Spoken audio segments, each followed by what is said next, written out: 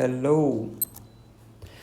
तो unit 3 sequence and series, ये आपकी रिलेटिवली बिल्कुल डिस्टिंक्ट यूनिट है।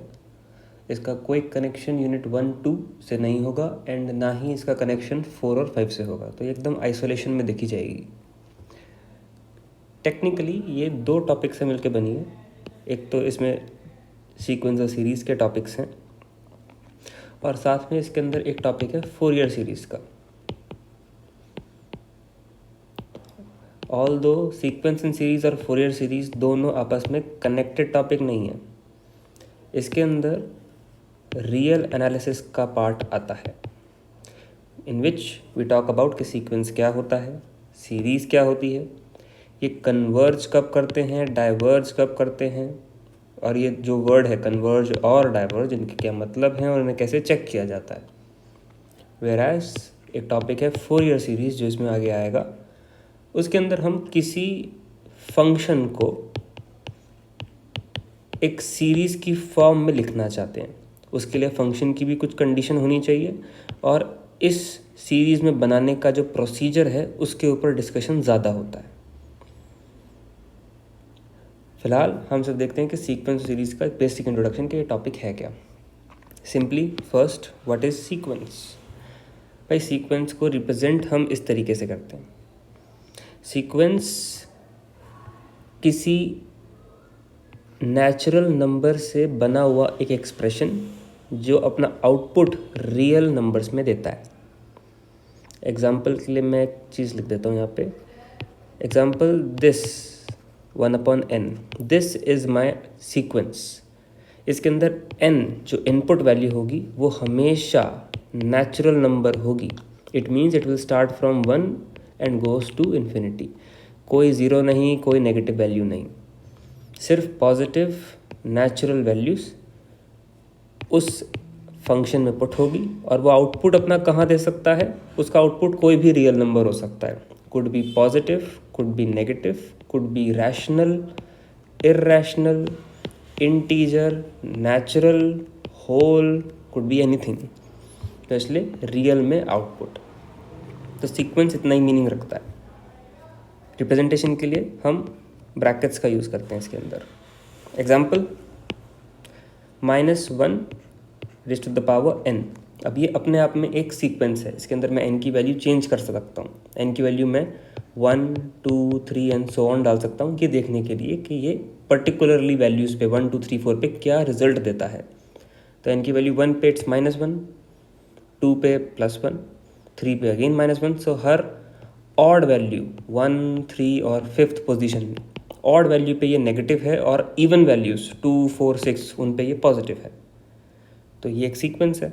हाँ, डेफिनेटली इसके दो ही आउटपुट हैं, -1 आउटपुट है और एक +1 आउटपुट है। एक एग्जांपल ले सकते हैं हम n²। इसके अंदर इनपुट क्या होंगे 1, दूसरे पे 2 की जगह रखेंगे तो 4 आ जाएगा, 3 की जगह पे रखेंगे तो 9 आ जाएगा एंड सो ऑन। तो ऐसे ही अलग अलग टाइप्स इसके अंदर आपको दिखते रहेंगे, जिसके अंदर इनपुट वैल्यू हमेशा नेचुरल और आउटपुट कुछ भी रियल हो सकता है। नेगेटिव भी हो सकता है, पॉजिटिव भी हो सकता है, कुछ लॉगरिथमिक वैल्यू दे सकता है, कुछ फ्रैक्शन दे सकता है, कुड बी एनीथिंग। ठीक है, it's a simple basic idea sequence है क्या। अब करेंगे क्या इसका, वो बाद में देखते हैं। कुछ और बेसिक इन्फॉर्मेशन कि भाई अगर कोई दो सीक्वेंस मेरे पास ऑलरेडी अवेलेबल हों, एग्जाम्पल के लिए एक n² और एक n, अपने आप में ये दो सीक्वेंस हैं। n की अलग अलग वैल्यू पे इसकी भी आप सीक्वेंस की वैल्यूज़ निकाल सकते हैं और n की अलग अलग वैल्यू पे इसकी भी वैल्यूज़ निकाल सकते हैं। तो अगर ये दोनों सीक्वेंस को ऐड किया जाए तो क्या वो अलाउड होगा? Yes, it is allowed. Sequence इसका सम अलाउड होता है। It means n² plus n एक नया सीक्वेंस बना देगा, जिसके अंदर पहली वैल्यू 1² + 1 हो जाएगी, दूसरी वैल्यू 2² + 2 हो जाएगी and so on. Similarly sequence में डिफरेंस करना अलाउड है, मल्टीप्लाई अलाउड है, डिवाइड भी अलाउड है। बस डिवाइड में एक कंडीशन है कि डिनोमिनेटर वाली टर्म 0 ना हो रही हो। दैट्स कॉमन कि भाई डिनोमिनेटर 0 नहीं होगा, अदरवाइज कोई भी वैल्यू आप रख सकते हो। इतनी कंडीशन डिवाइड में होती है, दैट्स इट। कुछ चीज़ों का जिक्र हम क्वेश्चनों के बीच में करेंगे। जैसे वर्ड आएगा रेंज। भाई रेंज क्या होती है? एक सीक्वेंस है, एग्जाम्पल के लिए हमने -1 की पावर n जो क्वेश्चन लिया था अभी, उसी को मान लेते हैं, ये सीक्वेंस है। इसकी रेंज क्या है? रेंज का जिक्र हमारे पास पहले भी आया हुआ है, डोमेन और रेंज करके 2 वर्ड का इस्तेमाल करते थे। डोमेन के लिए हम बोलते थे इनपुट वैल्यू, कौन सी वैल्यूज़ डल रही हैं, और रेंज के लिए आउटपुट वैल्यूज़ के वैल्यू पुट करने के बाद क्या डिस्टिंक्ट वैल्यूज़ आ रही हैं। यही पढ़ा था हमने सेट थ्योरी के अंदर, इनपुट और आउटपुट के नाम पे। वही सेम लॉजिक यहाँ पे सीक्वेंसेस के लिए है कि एक ऐसा सेट बनाएंगे डिस्टिंक्ट टर्म्स का, रिपीटेटिव टर्म्स नहीं लेंगे, अगर रिपीट करें तो उसे एक ही बार कंसिडर करेंगे, डिस्टिंक्ट टर्म्स का जो सीक्वेंस में आ रही हैं।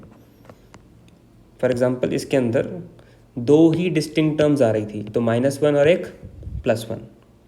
तो इस सीक्वेंस की जो रेंज है, which is the resultant value after putting all the values of n, वो है -1 एंड +1। तो मैंने इनपुट के लिए नेचुरल नंबर डाले और आउटपुट में मेरे को एक सेट मिला 2 एलिमेंट्स का, -1 एंड +1। ये इसकी रेंज है। तो रेंज फाइनाइट हो सकती है, रेंज इनफाइनाइट भी हो सकती है। सपोज एक सीक्वेंस है नेचुरल नंबर का ही, तो उसकी जो रेंज, उसका आउटपुट होगा वो भी नेचुरल नंबर ही होगा। सिंपल एक सीक्वेंस बना लेते हैं दिखाने के लिए, रिप्रेजेंट करने के लिए n। इनपुट क्या होगा? Natural number. n की जगह 1 तो आंसर 1, 2 पे 2, 3 पे 3, तो हर बार मेरे को क्या वैल्यू मिल रही है? n ही मिल रहा है। तो इसकी इन्फिनाइट टर्म्स हो सकती हैं। तो range is the resultant value coming when all the values of natural number were put in the function. उसके बाद उसने जो भी रिजल्ट दिया डिस्टिंक्ट वैल्यूज का, that will be the range. Okay, slightly moving forward, basic terminologies, नाम से ही जवाब मिल जाएगा। कांस्टेंट फंक्शन, एक ऐसा फंक्शन जिसके अंदर आप हर वैल्यू n की डाल दें नेचुरल नंबर की, और उसका जो रिजल्टेंट आउटपुट है वो कांस्टेंट नंबर ही है। एग्जांपल दिस, एक सीक्वेंस जो है 2, तो n की जगह पे 1 रखा, आंसर आया 2, n की जगह पे 2 रखा, आंसर आया 2, n की जगह पे 3 रखा, आंसर आया 2। भैया इसके अंदर n ही नहीं है, कांस्टेंट ही है ये बस। तो कुछ भी वैल्यू डाल दोगे आंसर 2 ही रहने वाला है। तो इट्स अ कांस्टेंट फंक्शन। ठीक है, कोई फंक्शन 1/a e, ठीक है, sin 3, कुछ भी कांस्टेंट फंक्शन। ये बेसिक टर्म्स हैं, कहीं इस्तेमाल होंगे देख लेंगे। कुछ सिंबल्स याद रखना, इसको कहते हैं ऑल। ऑल के लिए इंग्लिश में ना लिख के हम उल्टा ए बना देते हैं, that is all.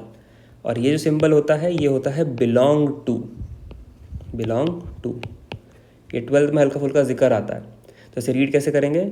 Some constant for all small n belong to natural number. तो एक ऐसा सीक्वेंस जिसमें एक c एग्जिस्ट करता है, कोई भी कांस्टेंट हो सकता है वो, जिसके अंदर सारी वैल्यूज n की जब हम नेचुरल नंबर पुट कर देते हैं तब भी आंसर c ही देता है। That kind of sequence is constant sequence. Got it? इतना रखते हैं आज की इस वीडियो के लिए, देन फिर बाउंडेड से शुरू करेंगे।